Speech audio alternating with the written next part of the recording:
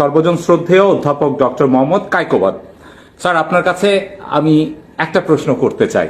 আমাদের দেশের সার্বিক শিক্ষা ব্যবস্থা নিয়ে অভিভাবক, শিক্ষার্থী, সুশীল সমাজ সবার ভেতরে মিশ্র প্রতিক্রিয়া দেখি।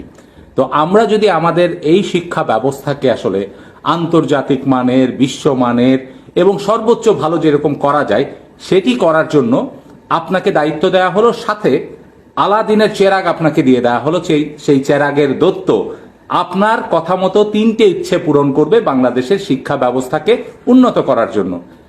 কোন 3টে ইচ্ছে আপনি দত্তকে দিয়ে পূরণ করাবেন? শিক্ষায় বরাদ্দ বাড়াবো, এটা প্রথম ইচ্ছে। প্রথম। আচ্ছা, শিক্ষায় বরাদ্দ বাড়াবেন।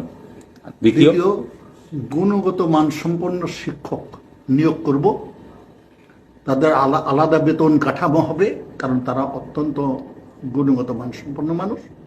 আচ্ছা, সেইখানে কি আপনি এরকম ইঙ্গিত করছেন যে সেটা আসলে বাজারে সবচাইতে ভালো স্কেল এরকম হবে, প্রতিযোগিতাপূর্ণ হবে, যাতে নাকি খুব ভালো স্নাতকেরা শিক্ষকতা পেশায় যায়?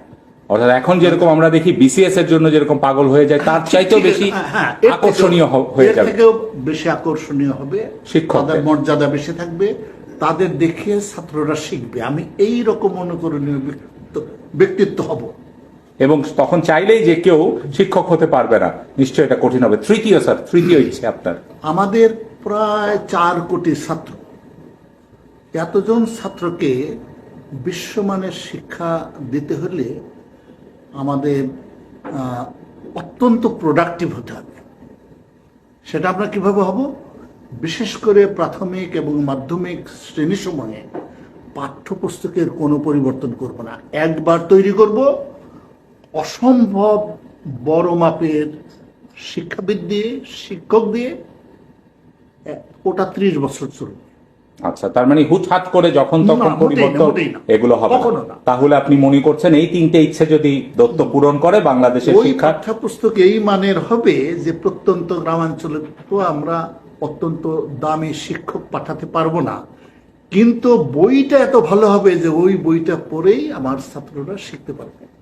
ডক্টর কায়কোবাদ আমাদেরকে যেটি জানালেন, যে 3টে ইচ্ছের কথা বললেন, এই 3টি ইচ্ছে পূরণের জন্য কি আসলেই আলাদিনের চেরাগের দত্তের প্রয়োজন আছে, নাকি বাংলাদেশে যে সক্ষমতা তৈরি হয়েছে এখন তাতে আমরা করতে পারি? এবং একই সাথে নিশ্চয়ই এই সময়টাতে যে প্রযুক্তির ব্যবহার, সেই জায়গায় আমাদের কি করণীয় রয়েছে স্যার, যদি একটু বলেন।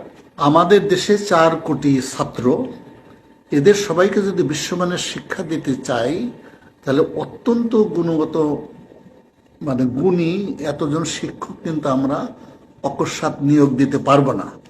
এই জন্য টেলিভিশন সহ অন্যান্য যত প্রযুক্তি আছে সেটা ব্যবহার করতে হবে। কিভাবে? অত্যন্ত দামি একজন শিক্ষক দিয়ে আমরা পাঠ্যক্রম তৈরি করব, এবং তিনি বলবেন প্রত্যেকটা স্কুলের ছাত্রছাত্রীরা সেই পাঠ থেকে উপকৃত হবে, এবং তারা জানবে বাংলাদেশের সবচেয়ে ভালো শিক্ষকের পাঠদান আমি শুনলাম। সবার জন্য অনেক ধন্যবাদ স্যার।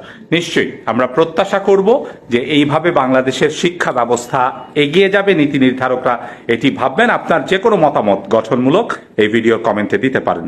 ধন্যবাদ।